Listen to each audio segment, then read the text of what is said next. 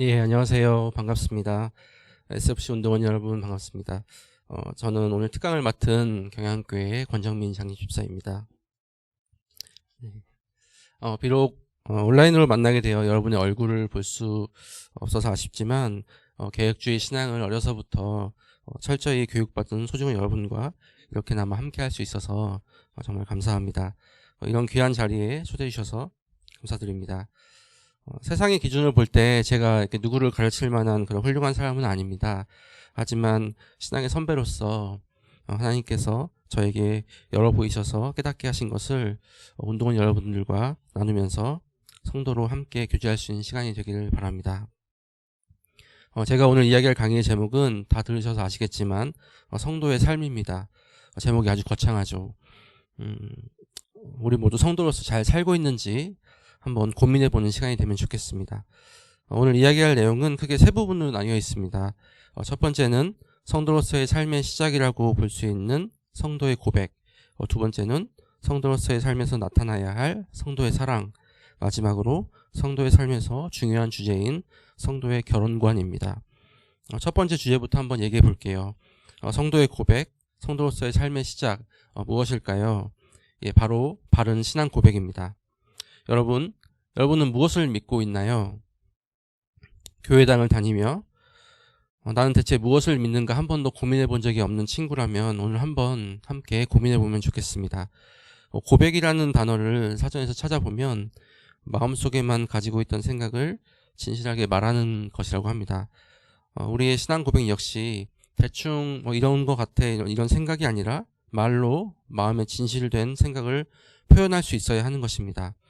저의 고백에 대해서 말씀드리기 전에 저에 대해서 좀 말씀드리면 저는 친가 외가 모두 4대째 믿는 집안에서 모태신앙으로 태어났습니다.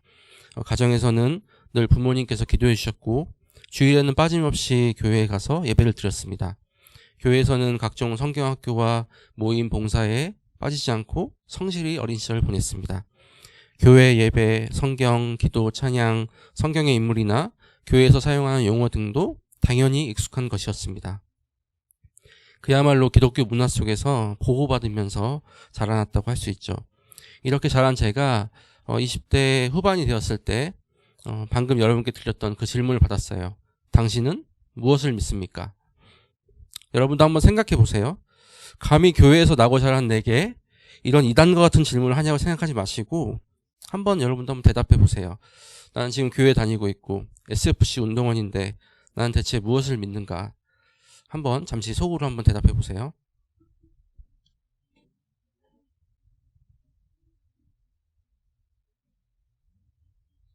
다들 대답 잘 하셨나요? 저는 부끄럽게도 그때 아무 말도 못했어요. 마치 벙어리가 된 것처럼 아무 대답도 못했어요.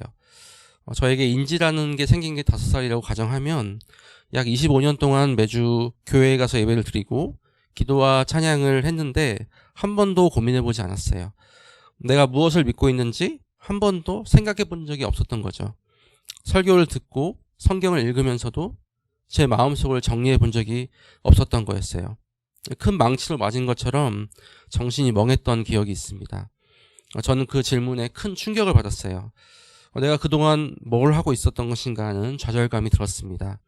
심지어는 나에게 신앙이라는 게 없는 게 아닌가 하는 그런 의심도 들었고 내가 구원인이 맞을까 하는 그런 불안감도 생기고 깊은 비참함에 빠졌습니다. 여러분은 어떠신가요? 저는 여러분이 저와는 다르게 무엇을 믿고 있는지 정확하게 말로 이야기할 수 있길 진심으로 바랍니다. 제가 저 질문을 받고 난 뒤에 좀 깨닫는 바가 많이 있어서 한동안 제 주변 교회 다니는 지인들에게 똑같은 질문을 하고 다녔어요. 넌 무엇을 믿니? 이렇게 질문을 하고 다녔는데 대부분은 뭐 그런 걸 물어 라고 대답을 회피하였고 어떤 사람은 나 성경 믿어, 나 하나님 믿어, 나 예수님 믿어 라고 대답했고 제가 그중에서 가장 기억에 남는 대답은 나 교회 믿지 라고 대답한 사람이었어요. 좀 어처구니 없는 대답이죠. 하나님, 예수님, 성경을 믿는다는 말이 틀린 말은 아닙니다. 하지만 깊이 생각해 보아야 할 것은 그것이 하나님 앞에 성도로서 바른 고백이냐 하는 것입니다.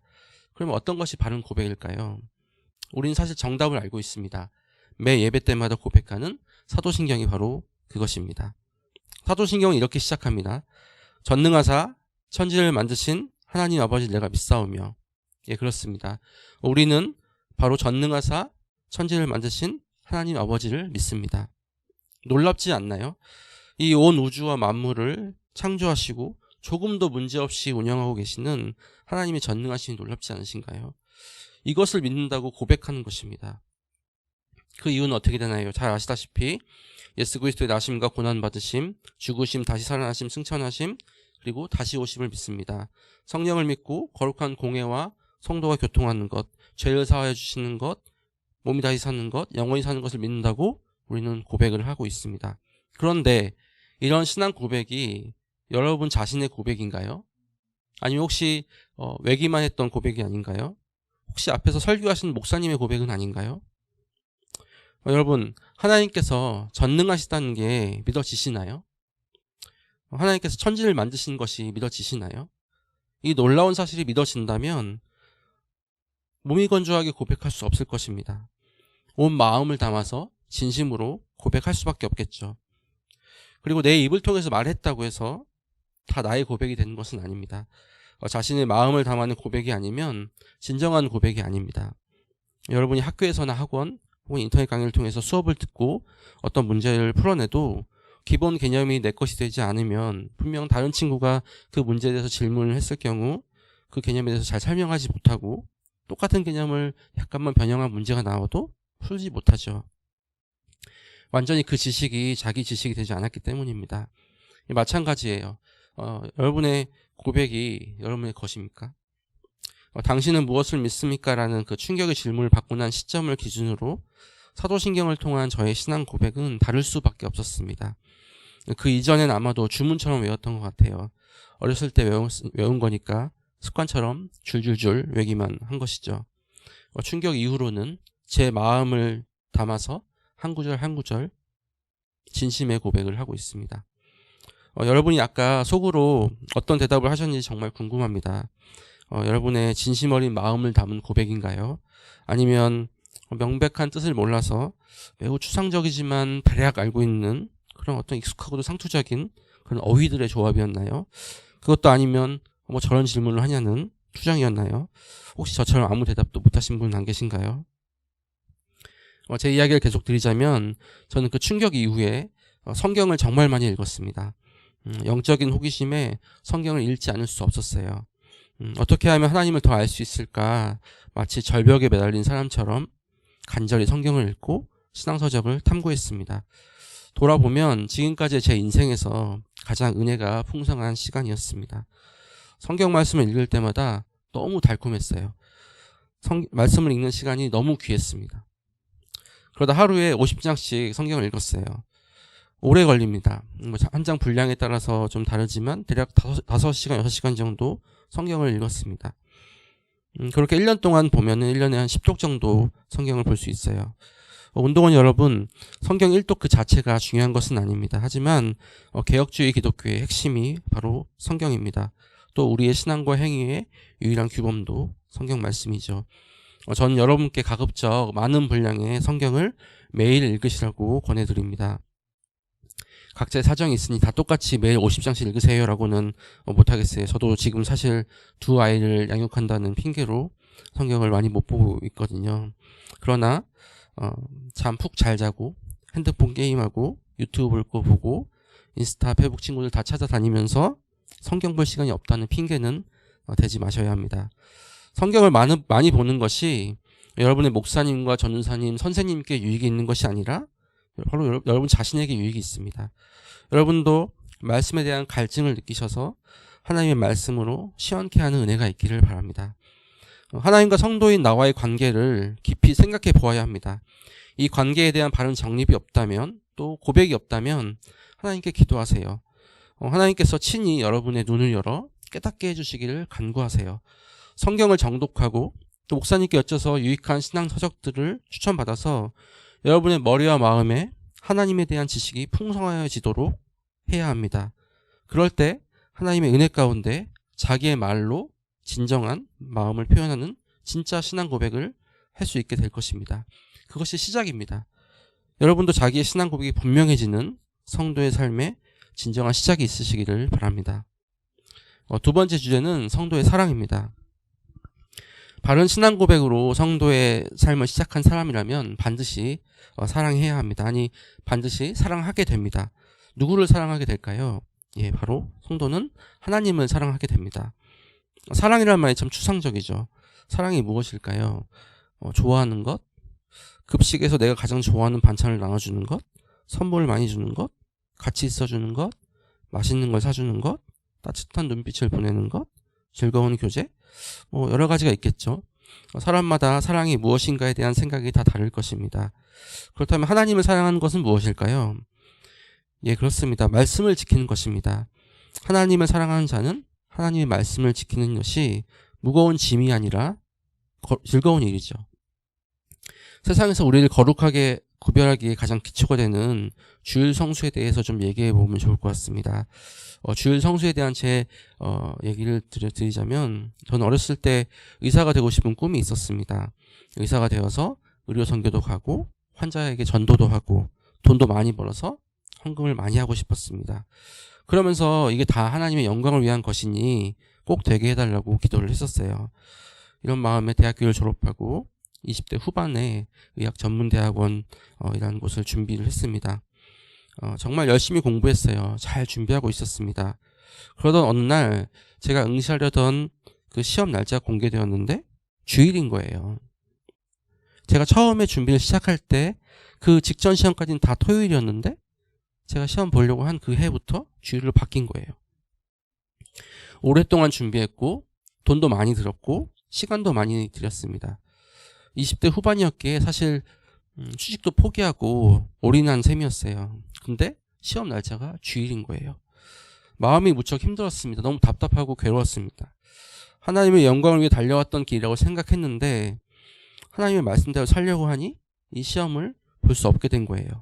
어떤 선택이 하나님을 기쁘시게 하는 선택인지 기도하고 또 기도했습니다. 주일에 시험을 보는 것이 정말 하나님의 영광을 위한 선택인지 마음속 깊이 생각해 보게 하셨어요. 혹시 하나님께 영광을 돌린다는 명분을 앞세워 나의 영광을 위해 달려온 것이 아닌가 하는 생각이 들었습니다. 그리고 이 모든 기도와 생각의 끝에 하나님은 저에게 주일에 시행되는 시험을 포기할 용기를 주셨습니다. 제 마음 깊이 들여다보니 주일에 시험 보는 일은 하나님의 영광을 위한 선택이 아니라 나의 성공과 영광을 위한 선택이더군요. 게다가 주일을 거룩히 지키라고 명하신 하나님의 말씀을 대놓고 어기는 것이 너무 두려운 일이었습니다. 여러분은 어떠신가요? 주일에 공부하세요? 주일에 시험 보시나요? 주일에 학원 가시나요? 주일에 수시 면접 보러 가시나요? 이 모든 선택이 하나님의 영광을 위한 것인가요? 여러분, 하나님을 사랑하시나요? 우리는 참 힘든 시대를 살고 있습니다. 점점 더 거세지는 경쟁에서 살아남아야 나와 가족의 안위를 돌볼 수 있는 시대가 되었습니다. 일주일에 7일도 부족한데 다른 사람과의 경쟁에서 조금이라도 더 우위를 차지하기 위해서는 주일이라도 공부하고 시험도 봐야 하고 학원도 가야 하고 면접도 봐야 할 것 같다고 생각합니다. 예, 맞습니다.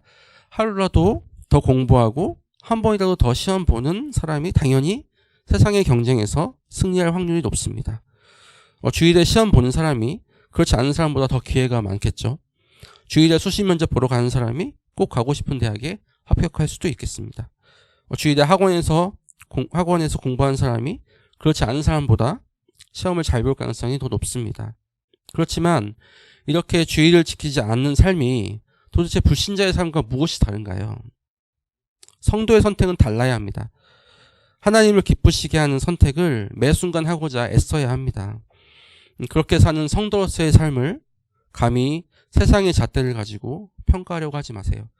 아니, 그런 기준으로 평가받기를 담대히 거절하세요. 우리는 하나님 앞에 평가받게 될 것입니다. 하나님을 사랑하여 말씀대로 순종하는 성도의 그 삶을 하나님께서 잘했다 칭찬해 주실 것입니다. 하나님을 사랑한다면 이것이 우리에게 가장 기쁜 일이 아닌가요? 제 말을 오해하지 않으시기 바랍니다. 하나님을 기쁘시게 하는 여러분의 선택이 여러분이 공부 안 하고 놀기 위한 변명이 되어서는 절대 안 됩니다. 우리는 나머지 6일을 정말 열심히 살아야 합니다. 학업에 충실하고 교회 일도 열심히 해야 합니다. 저는 여러분에게 좋은 학교에 진학하고 돈 많이 버는 직업을 갖고 성공하는 삶을 살지 말라는 말을 드리는 게 아닙니다. 우리는 우리의 실력을 키워서 외인들에게까지도 인정을 받을 수 있어야 합니다. 그래서 운동원 여러분은 학업 충실해야 합니다. 다만 학업 충실이 하나님의 명령인 주일 성수보다 앞서지 않아야 한다는 것입니다. 주일의 시간을 자기 자신을 위한 일에 사용하지 않으면 마치 좋은 학교에 진학하지 못하고 좋은 직장을 갖지 못하고 굶어 죽는 것처럼 생각하는 분들이 많아요. 사실 주위에 시험 보지 않아도 돈 벌지 않고 학원에 가지 않아도 우리는 굶어 죽지 않아요. 제 삶에서 하나님께서 그렇게 인도해 주셨습니다. 오히려 계속 주의를 잘 지킬 수 있도록 또 술 같은 건 문제가 되지 않는 그런 아주 편안한 삶으로 인도해 주셨습니다. 성도에게 말씀대로 사는 삶은 절대 손해가 아닙니다.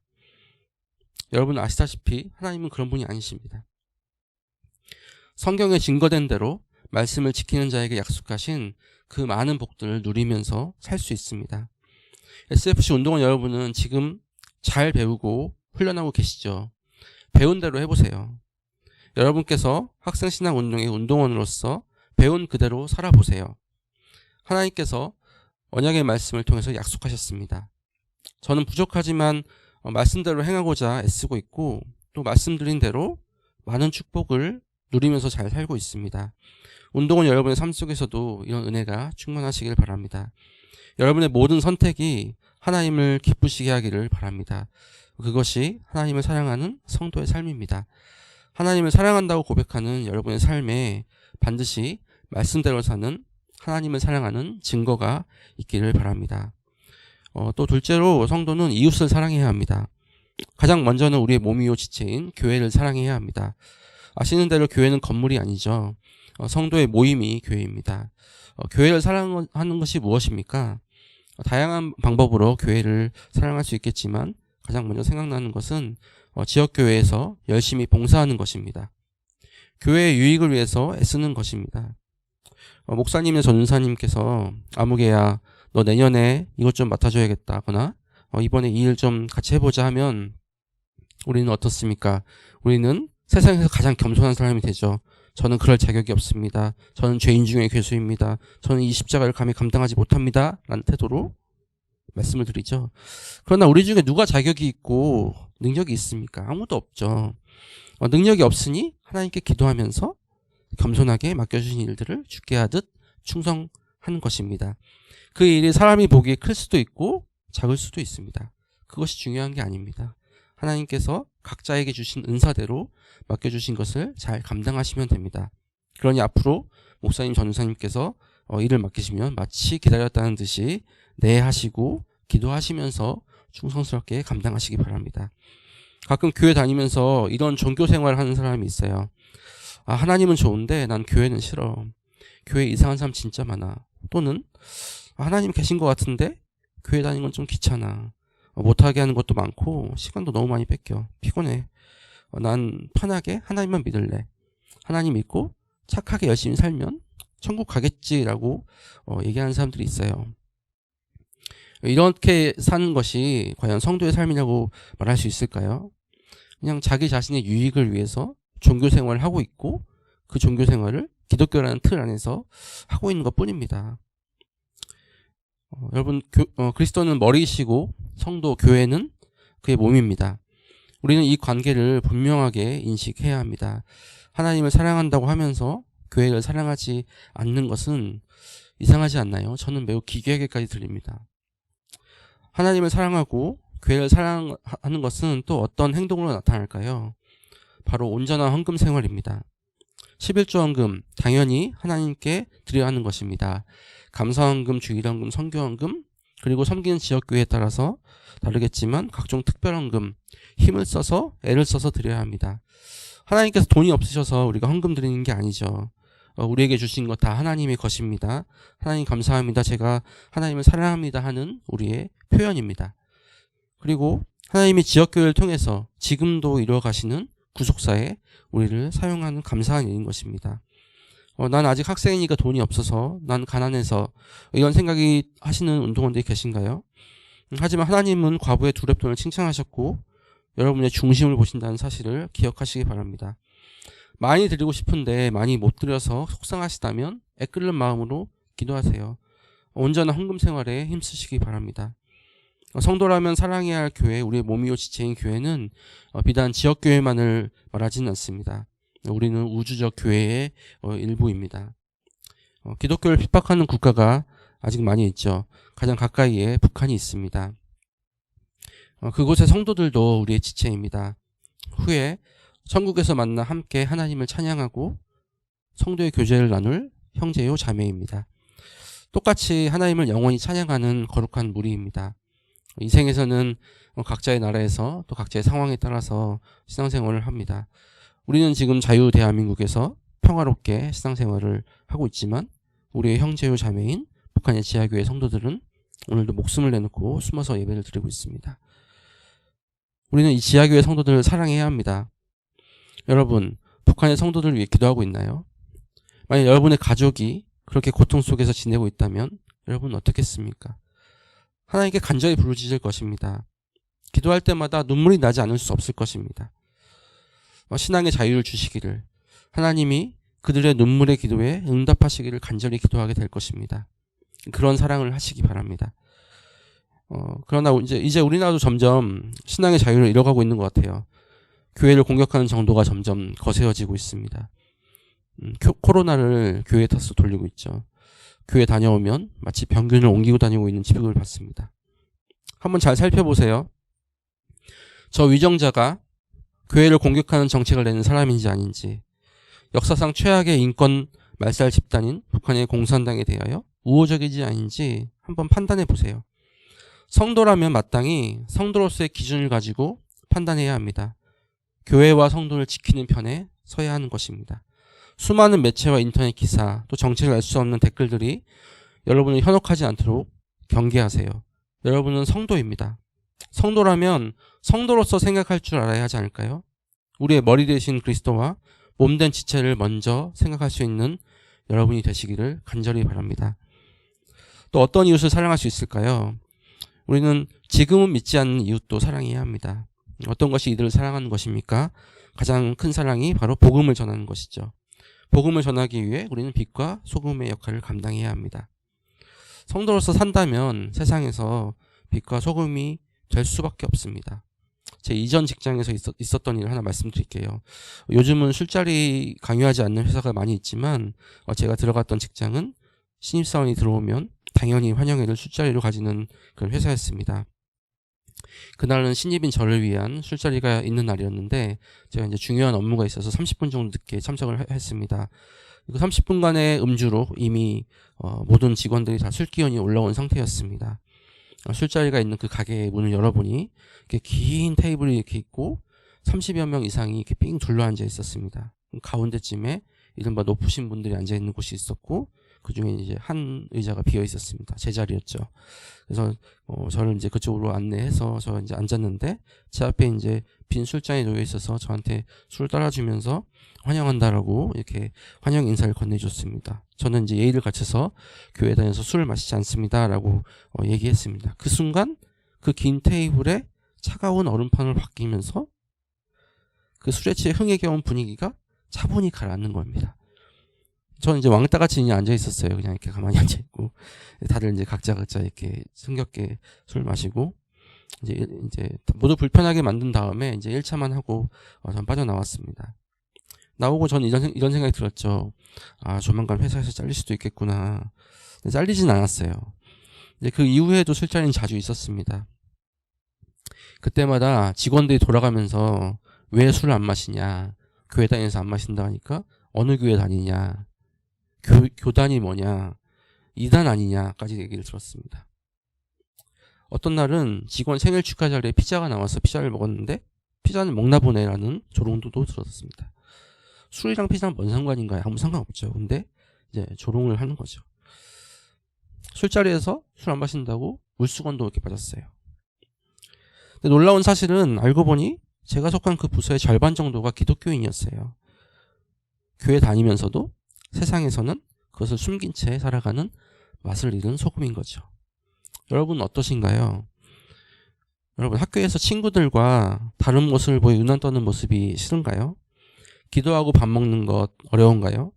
다른 친구들은 당연히 하는 그런 못된 행동에 휘말리지 않는 일이 어려우신가요? 그럼요, 어렵습니다.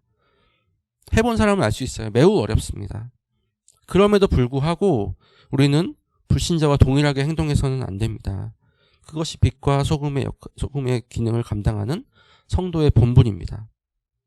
컨닝하지 않고, 욕하지 않고, 무단횡단하지 않고, 쓰레기를 아무 곳에나 버리지 않는 이 작은 일은 성도가 아니라도 세상에서 조금만 교양 있게 사는 사람들도 지키는 일입니다. 성도는 존귀합니다. 존귀한 성도라면 세상에 교양 있는 사람보다 더한 기준을 가지고 살아야 하지 않을까요?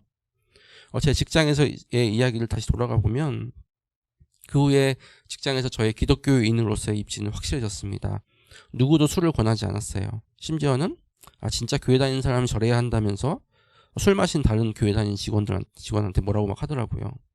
그러면서 나중에는 저와 같이 술을 마시지 않는 부류에 동참하는 크리스찬 직원들이 많이 생기기도 했습니다. 자연스럽게 전도할 기회가 생겼습니다. 이렇게 여러분도 학교에서 성도로서의 빛과 소금이 될 수가 있습니다. 이번엔 제 군대 이야기를 들려드리고 싶은데요. 저는 공군으로 군대를 다녀왔습니다. 공군에서만 쓰는 은어가 있는데 곱창이라는 단어예요. 표준어가 아니니 정확한 뜻이 없고 그냥 창자가 꼬여서 후임들을 갈구고 괴롭히는 고참을 의미하는 단어입니다. 제가 자대 배치를 받고 저희 대대에 유명한 곱창이 있었어요.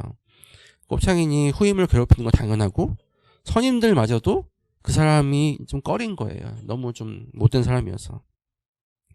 저 역시도 이 사람한테 괴롭힘을 많이 받았습니다. 제 후임도 더 괴롭힘을 받았어요. 하루는 제가 어렵게 제 후임을 전도해서 이제 군대 교회로 이렇게 전도해서 데려간 적이 있었습니다. 예배 전에 이제 찬양을 부르는 시간쯤에 이제 들어가게 되었는데 제 후임이 깜짝 놀라는 거예요.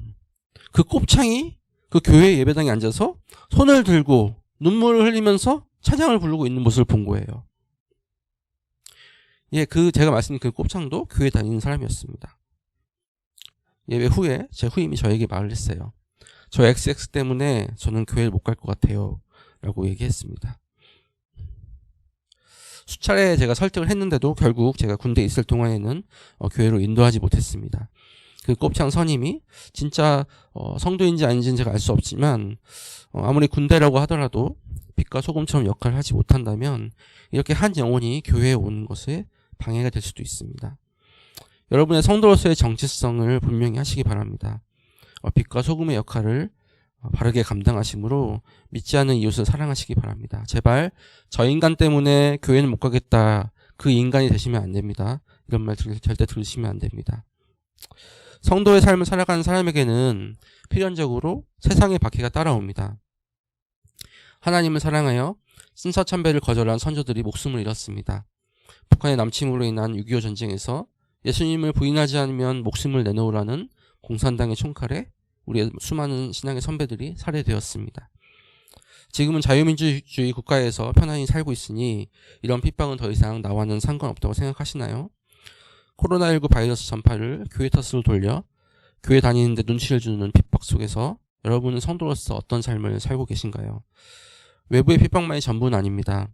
우리가 하나님이 기뻐하시는 선택을 하려고 할 때마다 성경을 읽고 기도를 하고 경건한 마음으로 예배를 드리려고 할 때마다 우리의 심중에 제약된 본성은 좀 더 자자, 좀 더 졸자, 좀 더 편의를 외칩니다. 심지어 이 코로나 시대에서 인터넷 예배를 드릴 때는 아무도 보지 않습니다. 이거 얼마나 달콤한 유혹입니까? 외부의 핍박과 내면의 핍박을 받으실 때마다 여러분은 성도임을 잊지 마시고 여러분은 하나님의 영광을 위해 사는 성도이며 성도로서 하나님과 이웃을 사랑하는 삶을 사시기 바랍니다. 이러한 삶은 전투일 것입니다. 바른 신앙 고백을 바탕으로 하나님을 사랑하고 그 말씀대로 지켜 살기 위해 애쓰고 애쓰는 삶, 이런 삶은 그야말로 살아있는 전투입니다. 쉽지 않습니다. 그러나 세상에서 전투합시다. 우리 속에 있는 비밀한 죄와 전투합시다. 그리고 그러한 전투에 지친 우리가 주일마다 교회로 모여 사랑으로 교제합시다. 성도의 교제는 그저 히히낙낙 웃고 떠드는 그런 가벼운 것이 아닙니다. 성도로서 살고자 애쓰다가 온갖 조롱과 박해를 받고 교회에 오면 어떤 기분이 들까요? 나의 죄와 전투하다 똑같이 함께 전투하고 있는 성도를 보면 어떤 기분이 들까요? 눈물 날 정도로 반갑고 편안합니다. 교회에서 나가기가 싫어요. 선포자는 말씀을 통해서 영혼의 회복이 생깁니다. 힘이 납니다. 이런 것이 진짜 성도의 교제입니다. 이곳에 모인 여러분과 저는 한 지체입니다. 각자 세상에서 전투하시고 자기 죄와 전투하시고 그 후에 우리 함께 성도로서 교제하게 되기를 간절히 바랍니다. 마지막 세 번째로는 성도의 결혼관에 대하여 이야기를 나누고자 합니다. 아마도 운동원 중에서는 웬 결혼관? 이런 생각을 하실 분도 계실 것 같아요. 결혼을 하려면 아직 먼 일이라고 생각하시니까요. 그러나 성도의 결혼관은 사실 결혼부터 시작이 아닙니다. 결혼 전에 자신의 몸과 마음을 지키는 일, 건강한 이성교제, 어떤 배우자를 찾아야 하는지부터 준비해야 합니다. 성도로서 바른 결혼관을 가져야 그 이전 단계인 바른 이성교제와 이성교제를 할 수 있고 이성을 찾는 과정도 아름다울 수 있습니다. 우리는 엄청난 양의 미디어에 노출되어 있습니다. 그래서 나도 모르는 사이에 하나님께서 기뻐하시지 않는 생각과 세속적인 가치관을 가지게 되기도 합니다. 그 중에 하나가 바로 연애와 결혼입니다. 제가 여러분 정도의 나이대에 사회적 분위기는 이혼은 감추려고 했었고 동성애는 사회에 큰 무리를 일으킨 범죄와도 같이 여겨졌습니다. 그러나 요즘은 어떤가요?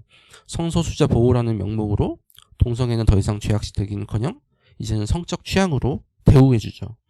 결혼은 어떤가요? 이혼, 조론, 비혼 등의 다양한 용어들로 결혼에 대한 가치관이 흔들리고 있고 결혼한 부부 사이에서만 소중하고 아름다워야 할 성은 혼전, 혼외로 이어지는 것에 대한 아무런 부끄러움조차 없는 시대가 되었습니다. 이런 기겁할 만한 비성경적이고 하나님께서 기뻐하시지 않는 것들에 대해서 매스미디어에 노출된 성도인 우리조차도 거부감이나 죄악으로 느껴지지 않게 무뎌지고 있습니다. 심지어는 그런 세상에 동화되어 가기까지 합니다. 여러분, 이성교제를 위해서 우리가 남자친구, 여자친구를 찾을 때 어떤 기준을 찾을까요? 신앙 좋은 사람, 말 뒤에 이제 전제 조건이 있죠. 예쁘고 잘생기고 몸매가 좋은 사람, 스타일이 좋고 유머 감각이 있는 사람, 매너가 좋고 나와 대화가 잘 통하는 사람, 능력이 많아 돈도 잘 벌고 사회적인 지위를 갖춘 사람 등등 너무 많아서 나열하기도 힘들어요. 이런 좋은 조건을 다 가진 사람이 있나요? 제 생각에는 없을 것 같은데 여러분의 희망을 하실 수 있으니 나라당 한 명이 있다고 쳐도 그 사람이 나를 만날 가능성은 없다고 보시면 됩니다. 성도는 교제하고 싶은 이성을 찾는 일 역시 불신자와 달라야 합니다. 두 가지를 이야기하고 싶은데 내 몸과 마음을 깨끗이 하자, 그리고 또 한 가지는 나를 살리는 짝을 찾자입니다. 내 몸과 마음을 깨끗이 하자. 우리는 본질상 죄인이죠. 그래서 우리 안에 죄성이 있습니다. 죄로 달려가는 것이 더 빠른 사람들입니다. 그래서 죄의 유혹에 빠지게 됩니다. 음란물에 대해서 이야기하고 싶습니다. 누구나 원하기만 하면 쉽게 접할 수 있는 시대가 되었습니다. 여러분은 우연히 접한 음란물에 대하여 거부할 수 있나요? 아님 거부하지도 않고 오히려 즐겨 찾고 계실까요? 운동원 여러분, 성도는 음란함에서 벗어나야 합니다. 음란하지 말고 정결해야 합니다. 하나님 앞에 범죄함이 두려워서 하나님께 회개해야 합니다. 내 귀에 달콤한 말들만 듣고 그 안에 갇혀서 어둠 속에 지내지 마시고 빠져나와야 합니다. 죄는 더 큰 죄를 낳습니다. 음란함 역시 죄이기에 회개하고 벗어나기를 애쓰지 않는다면 점점 더 수렁에 빠져들게 됩니다. 벗어나세요. 빠져나오세요. 거부하세요. 여러분의 정결함을 지키세요. 정결함을 지키게 해달라고 기도하세요. 두 번째로는 나를 살리는 짝을 찾자입니다. 사람과 사람이 만나면 나와 그 상대방에게 변화가 생깁니다. 다양한 변화가 생기죠. 특히 이성 간에는 연애를 시작하면 그 변화가 더욱 티가 나죠. 사랑과 기침을 숨길 수 없다는 말도 있고 연애를 핑크빛으로 묘사하는 것을 보면 공통적인 변화라고 볼 수 있을 것입니다. 교회를 다니는 운동원들, 청년들이 교제할 때도 이성교제할 때도 마찬가지입니다. 특히 근데 이제 다양한 이 변화 중에서 우리가 주목해 볼 것이 있는데 신자에게는 두 가지 모습이 나타납니다. 신앙이 더 성장하거나 아니면 신앙이 더 후퇴하거나입니다. 한 운동원이 이성교제를 시작했습니다. 이 운동원의 모습을 보니 시간이 지날수록 신앙의 성장이 보입니다. 교회 일에도 더 열심이고 경건 생활에도 힘을 쏟습니다. 또 어떤 운동원은 이성교제를 했는데 시간이 지날수록 신앙이 후퇴하는 경우도 있습니다. 이 두 가지 모습은 분명히 나타날 수밖에 없습니다. 왜 그럴까요? 교제하고 있는 상대방에게 영향을 주기도 하고 영향을 받기도 하기 때문입니다. 그래서 누구를 만나는지가 매우 중요합니다. 근데 저 사람의 속내를 알 수가 없는데 그럼 누구를 만나야 할까요? 바로 하나님을 사랑하는 사람을 만나세요. 하나님의 말씀을 지키는 일을 기뻐하는 사람을 만나시면 됩니다. 교회를 사랑하는 사람을 만나시면 됩니다. 가급적 교회 안에서 만나세요. 또 이렇게 SFC 같은 공동체 안에서 찾아보세요. 하나님께서 예비하신 친구가 있을 것입니다. 이성교제를 하고 계신 운동원들이 계시다면 운동원들은 몸과 마음을 지키기 위해서 애쓰세요. 이성교제를 하면 성관계하는 것이 당연한 것으로 여기는 시대를 본받지 마세요. 내 몸과 마음은 내가 지켜야 하고 이를 지켜주지 않는 상대라면 진지하게 고민하셔야 합니다. 아무쪼록 건강한 이성교제를 통해서 하나님께 영광을 누리시는 여러분이 되시길 바랍니다. SFC 운동원 여러분, 제가 오늘 여러분에게 성도의 삶이라는 거창한 제목으로 말씀드린 내용은 성도의 기본이자 기초입니다. 그러나 오늘도 제로 달려가기에 더 빠른 저 역시 때로는 연약함에 빠집니다. 제가 이 특강의 시간을 통해서 제 삶 속에서 하나님께서 베푸신 은혜들을 나누었지만 여러분의 교회에 이미 십자가를 지고 또 교회의 짐을 지고 힘있게 나아가시는 성도님들이 계십니다. 저와 여러분 모두 신앙의 선배들을 본받아서 하나님을 사랑하고 교회를 사랑하고 이웃을 사랑하여 함께 성도의 교제를 누리며 살기를 원합니다. 혹시나 여러분의 마음속에 너무 이상적이다, 너무 현실과 동떨어져 있다라고 생각하는 분이 계신가요? 아닙니다. 하나님의 말씀은 변한 적이 없습니다. 세대가 변하고 우리의 마음이 변한 것입니다. 제가 끝으로 한 사람에 대해서 이야기하고 마치겠습니다. 이 사람은 24살 때 과거 시험 문과에 급제했습니다. 고종의 총애를 받으며 관직에 진출한 지 3년 만에 정삼품에 오릅니다. 당시 세자인 순종의 스승이 됩니다. 그의 나이 30이 되었을 때 고종은 그에게 영어를 배우게 하고 주미공사 외교관으로 파견하였습니다. 그는 시와 글씨를 즐겼습니다. 서예 솜씨가 뛰어나서 일본에까지 알려져서 일본 천황이 휘호를 부탁할 정도였습니다. 독립협회 창설에 참여하고 독립문을 세운 일에 앞장서며 많은 기부금도 냅니다. 그는 독립문의 주춧돌을 놓는 행사에 기조연설을 하면서 우리나라가 독립하면 미국처럼 부강한 나라가 될 것이라고 연설하여 우레와 같은 갈채를 받기도 했습니다. 이 사람이 누굴까요? 신채호, 이상재, 서재필? 모두 아닙니다. 이 사람은 바로 이완용입니다. 매국노의 상징 이완용. 그는 당시 최고의 엘리트였지만 그 탁월한 능력으로 사역을 쫓았고 그 끝은 나라를 팔아먹은 매국노가 되었습니다. 성경에서 말하는 죄와 허물을 헬라어로 하마르테아라고 하는데 그 뜻은 올바른 관역에서 벗어나는 것을 의미합니다. 운동원 여러분, SFC 활동을 하면서 교회에서 일도 많이 하고 실력도 좋아서 좋은 직장에 들어가고 돈도 많이 벌어서 헌금도 많이 하던 사람이 중요한 순간에 하나님의 영광을 따라 살지 않고 좋은 직장과 학교에 들어가기 위해서 주일 성수하지 않고 하나님의 영광을 위하기보단 자신의 욕심을 채우고 직장 상사에게 잘 보이기 위해서 성도로서 하지 말아야 할 일을 불신자와 똑같이 하고 있다면 우리는 죄의 길로 가게 되어 결국은 나라를 팔아먹은 이완용처럼 신앙을 팔아먹은 자가 될 수도 있습니다. 운동원 여러분, 배운 대로 살아보세요. SFC에서 배운 그대로 살아보세요. 그것이 복된 삶입니다. 아무쪼록 모든 운동원 여러분께서 성도의 삶을 살아 성도의 교제함이 있기를 기도하겠습니다. 감사합니다. 제가 기도하고 마치겠습니다. 하나님, 저희는 그동안 한 번도 겪어보지 못한 역병의 어려움 속에 있습니다. 그러나 이 역병 중에서도 전국 SFC 동기 수양회를 온라인으로 진행할 수 있게 하시는 은혜에 감사합니다. 대회 주제 말씀처럼 주의 말씀을 운동원들의 마음에 두기를 작정하는 귀한 시간이 되도록 은혜를 주시옵소서. 부족한 자를 통하여 귀한 시간에 운동원들과 성도의 삶을 나누었습니다. 성도라는 이름의 무게와 성도의 삶의 가치를 깨닫게 하시고 진정한 성도의 교제를 누리는 모든 운동원이 되도록 축복하여 주시옵소서. 하나님의 영광을 위하여 살고 영원토록 하나님만을 기뻐하는 복된 삶을 누리며 살게 하옵소서. 예수님의 이름으로 기도드립니다. 아멘.